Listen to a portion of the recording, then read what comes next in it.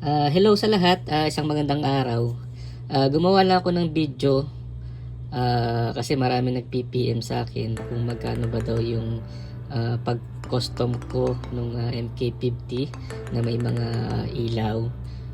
Ginamitan ko siya ng power receiving para sa mga lightings, isa wireless power receiving.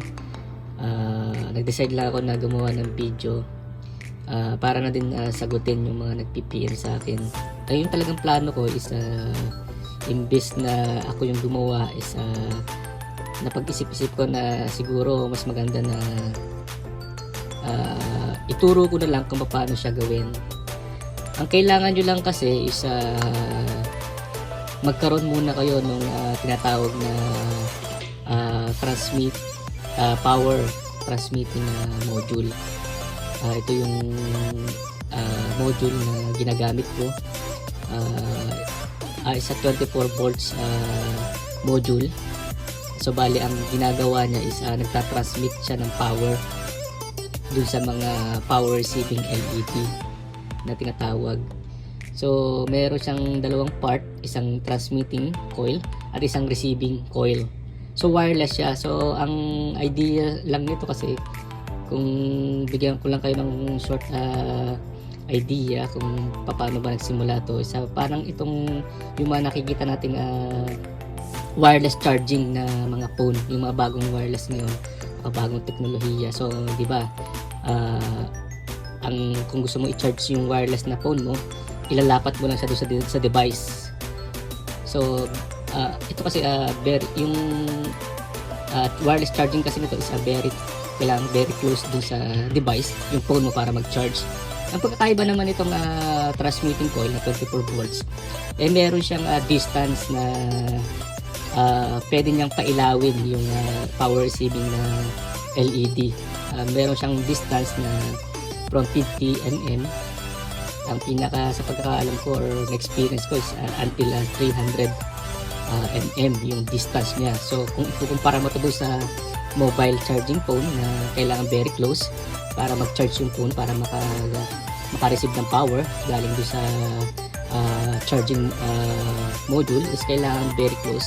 So ito naman is medyo malayo siya yung pagbato niya ng power doon sa receiving. So mas maganda siyang gamitin sa mga, kung gusto natin i-customize yung mga laruan na pwede natin pailawin. So mula dun sa idea nung charging phone, meron tayong available na para mapailaw ng medyo malayo ang distansya yung ating laruan, na hindi kailangan very close para umilaw siya.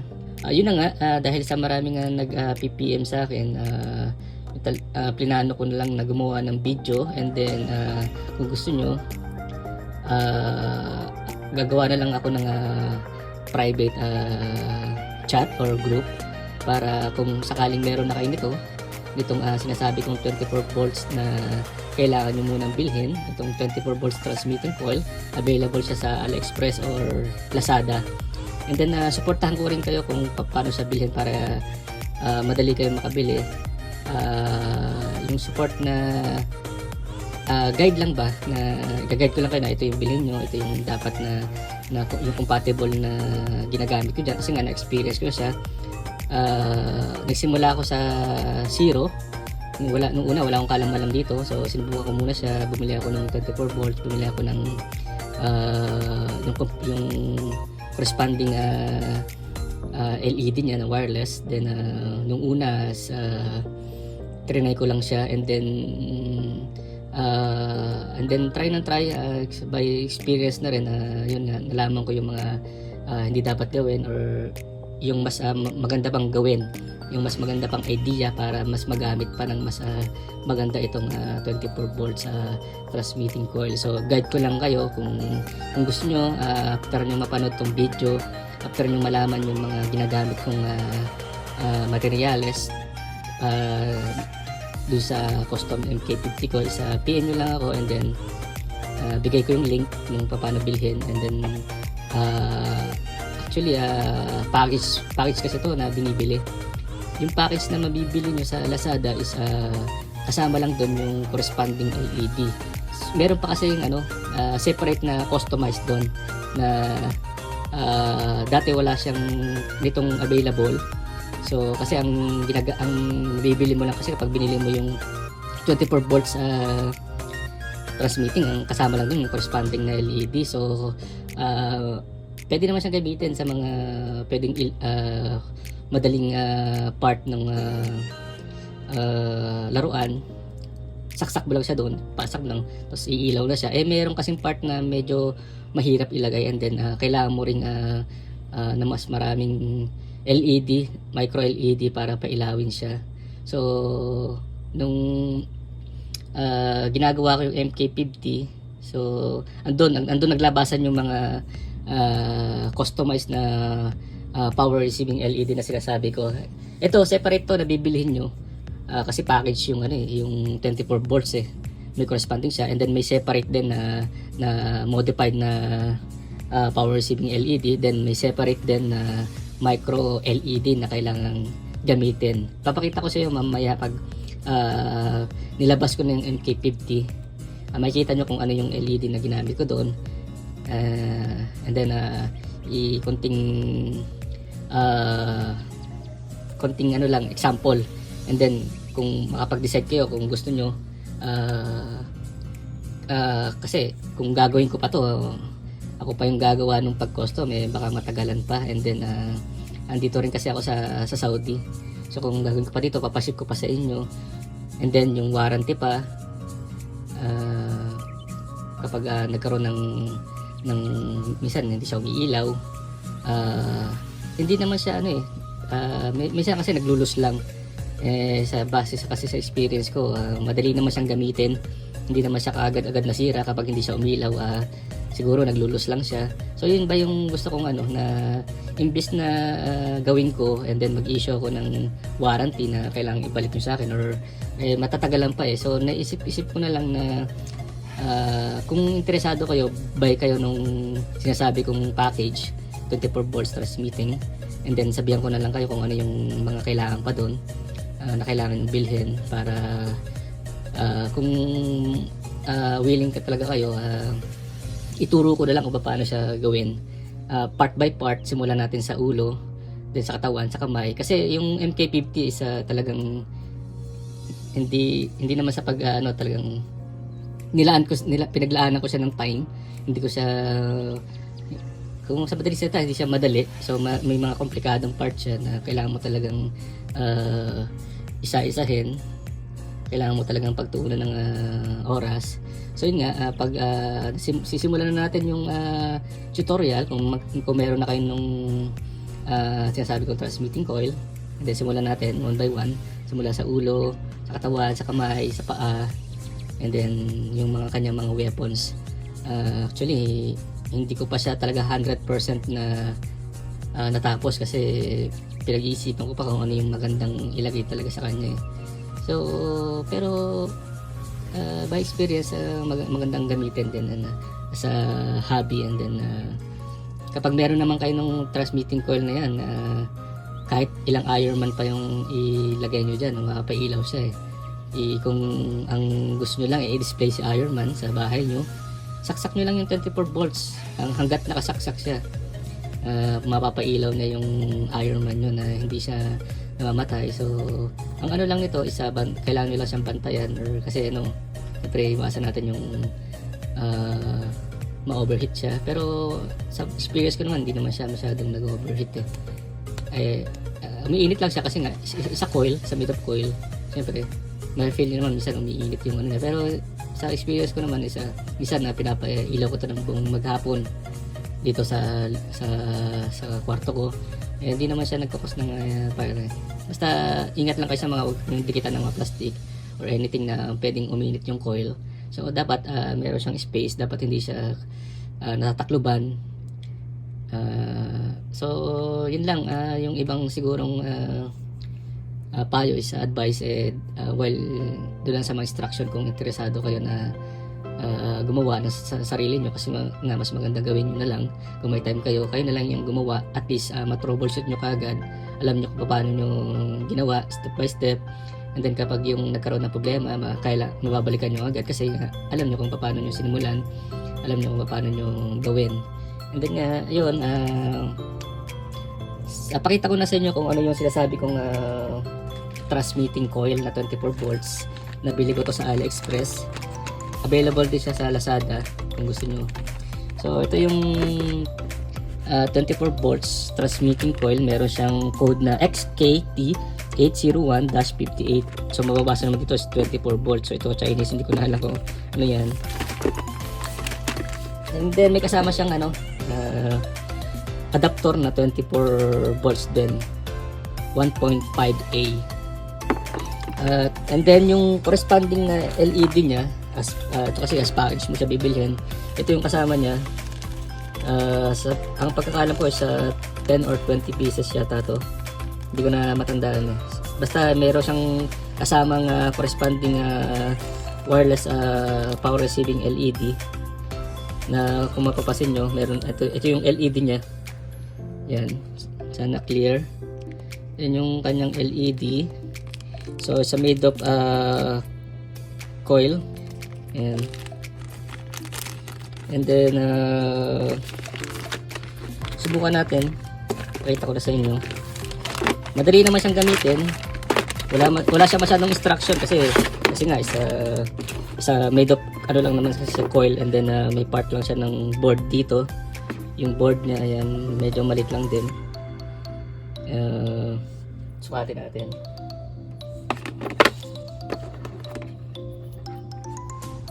Yan. Nasa 2.79 by 1.63, and then meron siyang heatsink kasi para hindi siya uminit masyado, mag-overheat. Meron siyang heatsink, and then meron siyang connection dito para dun sa adapter. So ito yung mismong main coil. Ito yung mismong nagtatransmit ng power, and then meron siyang auxiliary coil. Ito naman is ginagamit to para yung LED, yung power receiving LED is mapailaw niya ng kahit sang direction. Kasi pag wala nitong auxiliary coil, iilaw lang siya ng one direction, isang direction lang. Nakaganto lang siya, nakatayo lang siya. Kasi yung power is pag mula dito, binabato niya eh. So ito naman, i-receive niya ng gantong position. Hindi siya maiilaw ng nakaganito, nakahiga. Yan. So kaya merong auxiliary coil is para mapailaw niya na kahit nakahiga to, isa nakatagilid na ganito. Basta kahit ikut-ikutin nyo to, iilaw siya. Pag wala niyan, ikut-ikutin nyo, may mga side na hindi siya iilaw. Yan. So kaya naman ito yung ina-advise ko na gamitin sa MK50 kasi nga marami siyang ilaw. Si MK50 yung Ironman kasi na bukod sa MK85, ito yung MK50 na marami talagang ilaw na kailangan eh. Kasi ang dami niyang yung mismong armor niya is ang dami niyang part na mayroong ilaw. So kung gusto niyo pailawin yun, ito yung advice ko na bilhin sa Lazada. Mamaya papakita ko ano yung modified na LED na sinasabi ko, at saka yung size niya. Ito kasi may iba't ibang size kasi ng LED pa eh. So ayun, ito yung main coil. So meron na akong nakasaksak dito, so try lang natin. Madali siyang gamitin, saksak nyo lang siya. Yan, and then meron siyang negative tsaka positive. Pwede nyo siyang lagyan ng switch. Cut nyo dito sa positive, lagyan nyo yung switch para pag nakasaksak siya, pwede nyo siyang patayin, pwede nyo siyang i-power. So ayun, umiilaw na siya. Yan. So ilabas ko lang to para makita nyo.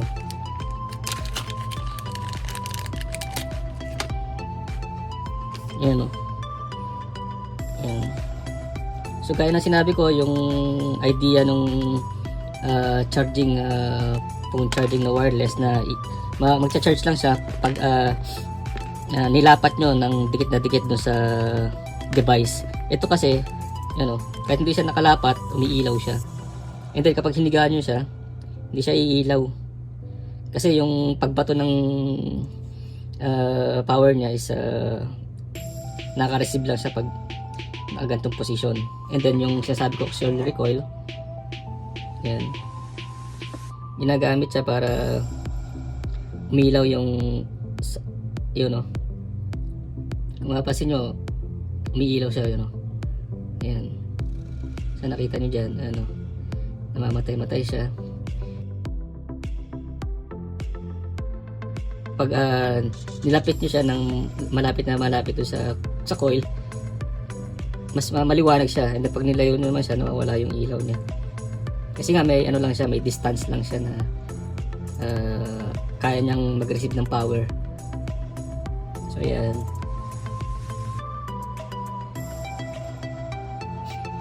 So yun lang tungkol dito sa power saving na LED at dito sa transmitting coil. So mahaba na kasi yung oras pakita ko na sa inyo yung MK50 ko. So iwan ko lang to dito para makita nyo na iilaw siya. Ayan o. Ayan, ito yung pasensya na to sa ayos ng MK50 ko ito na, medyo hindi ko pa talaga siya tapos ayan, iilaw siya pag nilapit mo siya. Ayan ito. Ayan, you know. Bali sa paggamit lang nitong transmitting coil, kung meron na kayo nitong nasimulan nyo na, advice ko lang, hanapin nyo lang yung magandang position para umilaw talaga siya. Iilaw naman yan kasi katulad ito, kinabitan ko na nung sa loob niyan merong 5mm na power receiving. Yung size kasi ng power receiving is meron tayong 3mm, 4mm, and 5mm. Yung kanina, yung pinakita ko, yung kasama nung package is size nito is 4mm. So yung isa pa na size na ginagamit ko is 5mm kasi mas malakas yung 5mm, mas malakas yung pag-receive niya ng power. So mostly yun ang ginagamit ko. Kapag example ito, medyo malaki yung space niya, ginagamit ko yung 5mm. Meron namang part na medyo maliit yung space, katulad nito, nasa loob niyan is 4mm. Then kinamita ko lang dito ng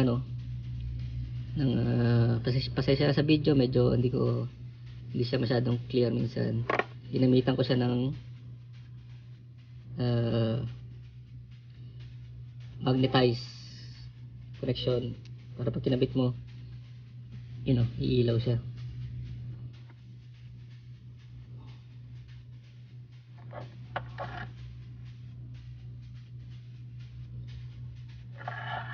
Yun, niilaw.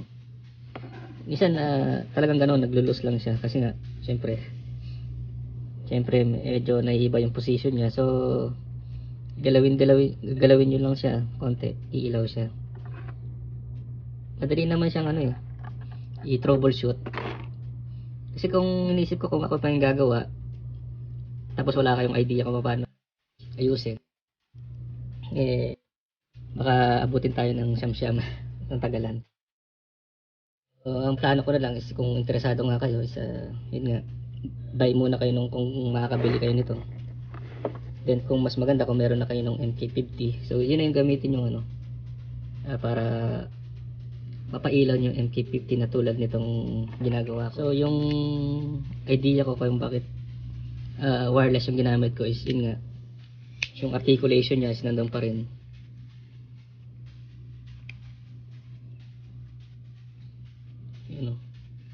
Ilaw siya. So dito sa kamay, may ilaw din siya. And then yung dito sa stabilizer niya, gumamit ako ng mas maliit na LED para umilaw yung kanyang red na lightings dito. And then dito yung medyo sumunod dun sa maliit, kasi pinakamaliit na itong red, pinakamaliit na size. And then sumunod tong blue, medyo malaking size yung ginamit ko dyan. So dito binaon ko yung power receiving LED na 5mm. Yung isang 5mm kasi kaya niya pailawin yung hanggang 5 na micro LED. For example, tong red 1, 2, 3, 4, 5, isang power receiving 5mm yan ginamit ko dyan. So dito rin ginamit ko rin yung ano, napansin nyo talagang 100%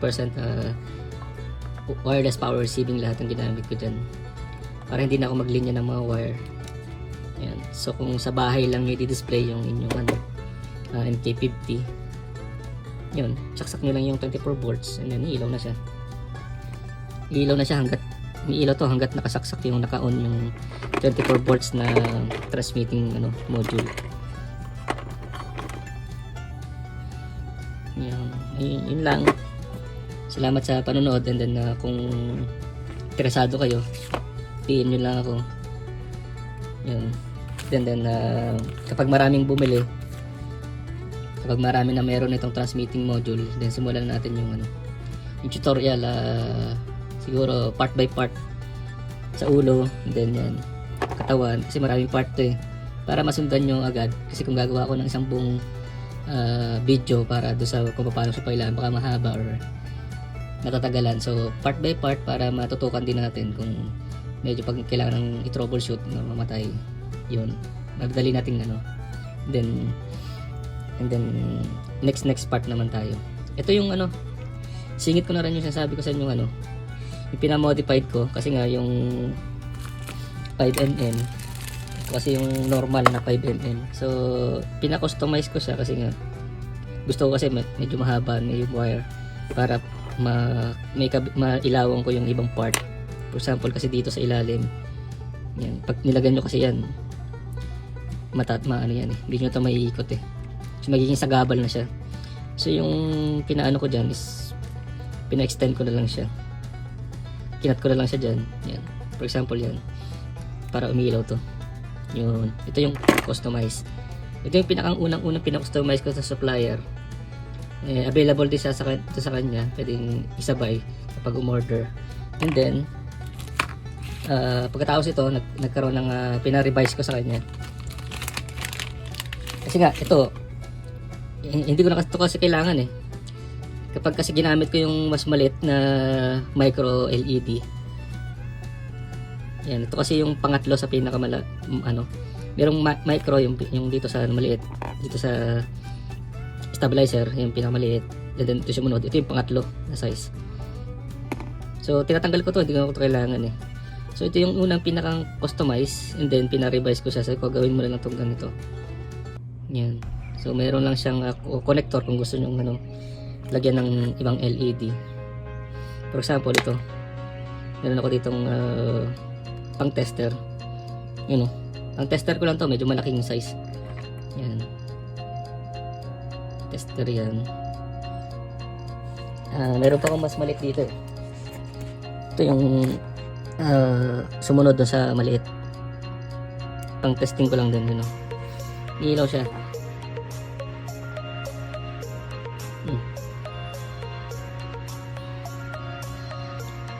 So ito yung sumunod na pinamodify ko para madali siyang gamitin ko. And then kung kailangan nyo siyang cut nyo lang dito. Tapos kabitan nyo ng ibang LED. So yun yung mga kailangan bilhin kapag nag-customize ng MK50. So kailangan dyan isa yung 24 volts power transmitting, itong power receiving na 5mm, and then yung kinabit ko dito sa 4mm. Depende na sa inyo kung anong gusto nyo gamitin. 4mm yung ginamit ko dito sa kamay. And then yung mga micro LED, yan, yun yung mga kailangan yung bilhin. And then yung iba pa is panghinang, kung kailangan nyo maghinang, yun lang. And then yung mga basta by ano naman eh, step by step malalaman nyo naman yung mga kailangang materials dyan. So yun lang yung pinakang main na materials na kailangan para sa MK50. Okay, salamat. At kung may iba pa kayong mga katanungan, PM nyo lang ako, and I will do my best para masagot yun. And kung kailangan yung konting tutorial, pag may time ako, gawin ko ng mga tutorial. Huwag kayong mahiya magtanong. Pag kaya akong sagutin, sagutin ko yan. Okay, salamat!